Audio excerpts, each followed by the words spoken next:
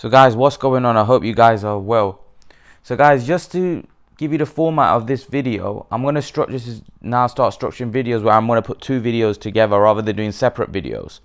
So the videos are longer and a better watch rather than doing separate videos. So this video, I'm going to talk about Khan and Brook. Amir Khan saying that Kell Brook's avoiding him, and I'm going to do a breakdown of Luke Campbell and Ryan Garcia, who Anumir, one of my subscribers, wanted me to do that video on that. So the second part, I'll be talking about that. But let me first talk about the Khan Brook situation. Amir Khan said once again that he feels that Kell Brook is avoiding, or Kell Brook was the one that avoided him. He signed with Eddie Hearn to make that fight, and Kell Brook went up to 154. Guys, to be honest, I'm bored with this Amir Khan and Kell Brook situation now. I don't care. I don't really want to see the fight. I don't care about it. I don't care who was the one ducking. Listen, I've made my opinions known in the last video that I felt like, yeah, if there's anyone that was the reason that fight didn't happen, it was Amir Khan. However, listen, I get accused of being biased a lot. A lot of people have attacked me on Twitter. I had Taylor fans the other day attack me on Twitter. Now, Kell Brook fans attack me on Twitter. Here's the problem that I have with Kell Brook. Yes, people can call me biased, but I always feel that I say what I think it is, right? I believe, right, that Kell Brook said after he lost to Errol Spence, I can't make 147, right? And he was pleading with Errol Spence to fight him at 154. This was couple of years ago, right? He was saying, fight me at 154, right? 3 years later, after the Errol Spence fight, he's talking about fighting Terence Crawford at 147, when he was making an excuse about the Errol Spence fight that he couldn't make the weight properly and perform at his best. But yet, 3 years on, he's going to fight Terence Crawford at that weight. What can I say about that? What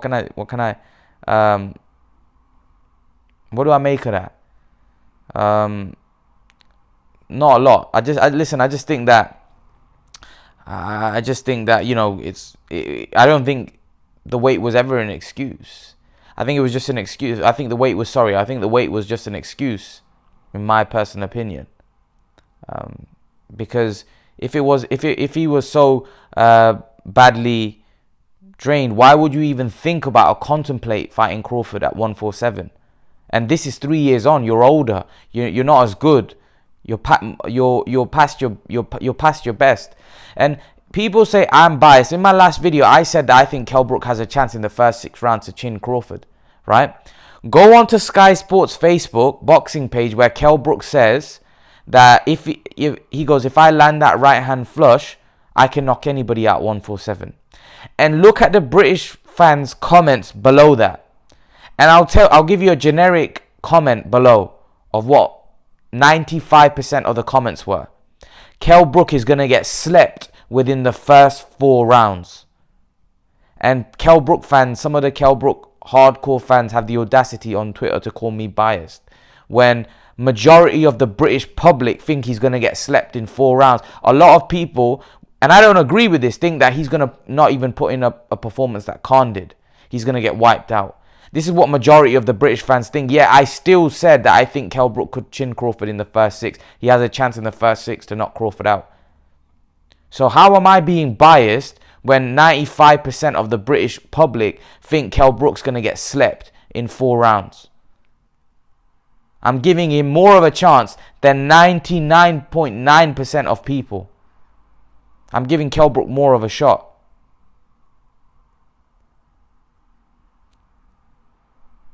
But in terms of the Khan Brook situation, I couldn't care less now. I don't really care if that fight happens, and I don't think we should care about it. Listen, I don't think it's. I just don't listen. As an Amir Khan fan, I don't want to see that fight anymore. Just because I don't want to see Amir Khan fighting Kell Brook when he's past his best. Because in Amir Khan's prime, I would have favoured Khan in that fight. I would have favoured Khan in that fight. And I wanted him to take that fight back then, because I was confident he would win. Now I'm not. So as a Khan fan, I don't want to see him take that fight, because I'm not confident he'll win. And Brook would be favourite to win. Whereas in Amir Khan's prime, for me, most people would see the fight as a 50-50 fight. And I would go along with that. But I would have favoured Khan slightly. But it would have been a very good fight. It would have been a great fight. But now, it's way past its sell-by date. It's over for me. And I don't want to see, Amir Khan go in there with Kell Brook when he's not 100%. That fight 6-7 years ago, yes, great fight. Would have favoured Khan in the fight. I'll be honest with you. Nothing to do with bias. I would have favoured Khan. Just because I think his style would have caused Kell Brook all kinds of issues. Could Kell Brook have hurt and potentially knocked out Amir Khan? Yes, he could have done. But Amir Khan could have also outboxed him and made him look silly as well. So it could have gone either way.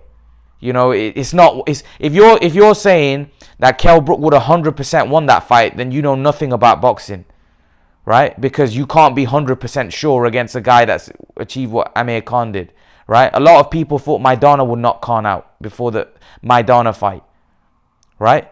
A lot of people thought Maidana would knock Khan out. It didn't happen. So at the end of the day, the fight didn't happen in their primes. So now don't really want to see it. And I don't really care who's avoiding who. The fight didn't happen. It didn't happen. So I don't want to see it now when both guys are on the way out. And I wish Kell Brook takes this Crawford fight. Let's see if he can do some damage. Most people are not giving him a sniff against Crawford, but I'm giving him a sniff. But yeah, I'm being biased that I think that on one of my videos that I said that I think Kell Brook needs to knock him out in the first 6 rounds. Like I said, go on the Facebook page and see the comments below by the British fight fans. Most of them think Kell Brook's going to get slept within 2 or 3 rounds. Some people don't even think it's going to go past 3-4 rounds. So I'm hardly being biased. Alright, okay, that's what I wanted to say about the Khan Brook situation. I want to now talk about Ryan Garcia and Luke Campbell. Listen, I think this is a great fight. I do. I think it's a 50-50. Or, you know what? I'm going to go as far as saying I favour Campbell in the fight. I favour Campbell, but it is a 50-50 because Campbell's fought the better opposition. Garcia's not fought anybody. But Garcia may have a higher ceiling. We just don't know. Garcia could be the next big thing. Or Garcia could be just hype. We just don't know. But one thing we will know is in this fight we're going to find out. Because Luke Campbell is no joke. Luke Campbell is a very underrated fighter. He's an Olympic gold medalist, one of Britain's greatest amateur boxers ever. Very basic, good boxer. Very good skills. Right? We saw that against Lomachenko. He gave Lomachenko a very, very hard fight. Very hard fight. Right? Linares, split decision. Very, very hard fight. Right? And Ryan Garcia, right?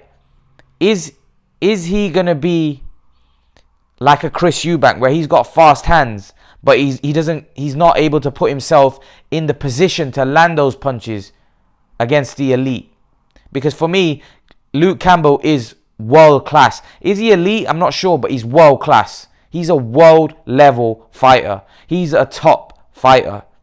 So I favour Luke Campbell in this fight. It wouldn't shock me if Luke Campbell boxes his ears off. It wouldn't. But it wouldn't shock me if Ryan Garcia, with his explosiveness, his fast hands, walks through Campbell. It could happen.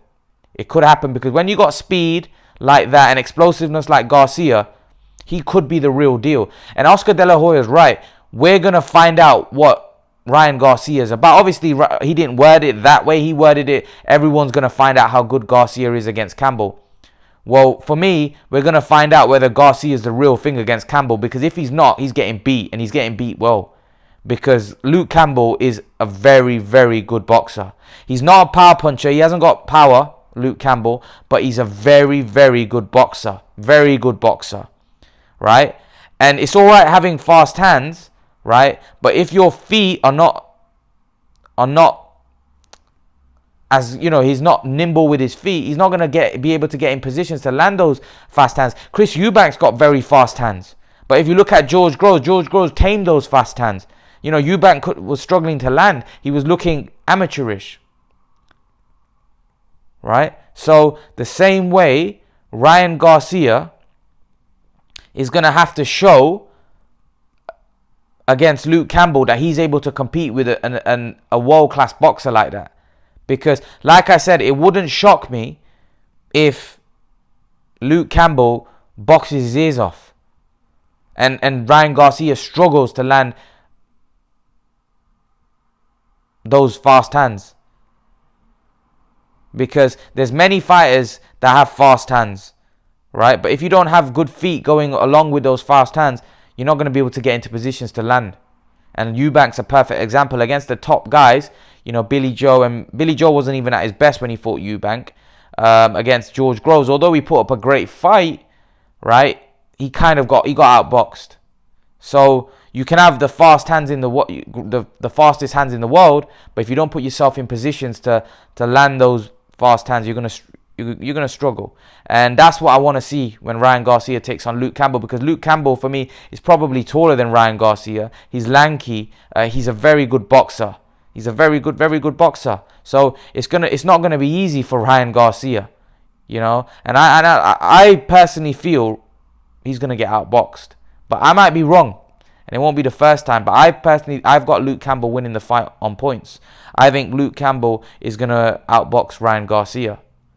I'm very surprised that they've thrown Ryan Garcia in such a tough fight. I think De La Hoya may think it's time to take off the stabilizer. A lot of criticism in terms of the level of opponents that Ryan Garcia has been fighting. And this is a massive jump from anything that Ryan Garcia has been in with. Massive jump. Look at the way, you know, Luke Campbell performed against Leonardo. Look at the way he performed against Lomachenko. This is a different kettle of fish and a different level of competition that Ryan Garcia has been in with. So I favor Luke Campbell, but it's only slight. It's a 60-40 fight for me in favor of Luke Campbell. But it wouldn't shock me if Ryan Garcia is the goods and deals with Luke Campbell. But I favor Luke Campbell on points. I think Luke Campbell's going to outbox and beat Ryan Garcia. But what do you guys think? Leave your thoughts in the comment section below. Who you think's win out of Luke Campbell and Ryan Garcia. And guys, I'll see you guys in the next video.